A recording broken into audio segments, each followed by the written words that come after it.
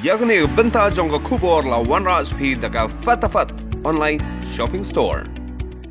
Katanat kakot kekhiha jong kejala benta kesngi khalai Tarik Naitung kalap penlong ya kejingelang bat kinong song kalang keding bi ban pentip yaki ya Jingshim Nongmuna. Kani kalang keding bi kadi kawai na kijaka kemudian marjan bat ke BSF camp mopat ha kabag sarkar kalarai ban shim ya Nongmuna na Paidbah. Kumaj kumau ke sarkar dangsian kalarai ban shim ya Nongmuna na Paidbah ha kisnong kumharenja umpling mopat bat nomensong bat kani ke Jingshim ya Nongmuna na Paidbah kan Sdang Naduh khatsan Tarik Naitung. Kajing wan tes kajing menta kamdei wan penting kesini. Kajing wan tes kajing kalau ba nitip kani kalarung nang sisnong sita. Lada kalarung sport thang kai ko bang ikrni hong ni kai mo ong benta kalau nang jadi benang ban hikai ban ngap ya kajing petha iba ni ayat sedang menta kata ni ong behavior change.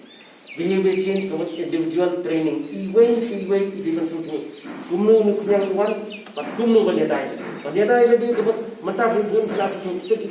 lightly imat but kiwi pada kelong hakanu nu keceka kepada kecing elong beri but perhat but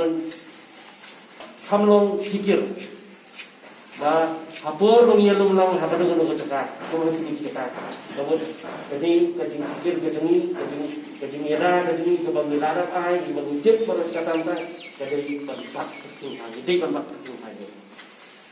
manunai pelong ke dingset ban sedih hang ni kepor nomor bag pun buriu wala sibun diki buan nabar ngintip tadi dah tahu pengela ban penduna jua ya kani ka gathering kecing lumburiu nomor ngintip kiwan di bahaya bahasa mimpi pundungi kiwan ini kiwan ngintip kiwan hang gadur kiwan ngintip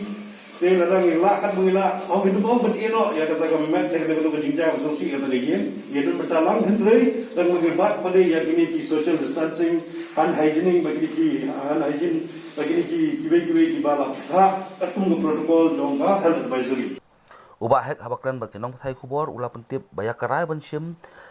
ya Nongmuna na Paidbah na kini kijaka kalong hadian ke review meeting kablalong hakasngit hodiang jong ketuyog baladep bat ke Jingshim ya kani karai kalong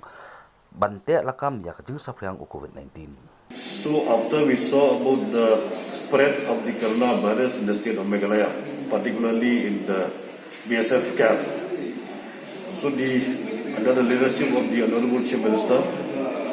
Conrad Sangma, we have also taken the decision these places, which is neighboring areas close to the BSF camp, we have already taken the decision to go for the random tests. For that reason, we have been called a meeting in all these areas which is close to BSF. This is the fourth meeting today in Langading Bingi, and also we want to give awareness and the corporations of the COVID management committee and all the communities here.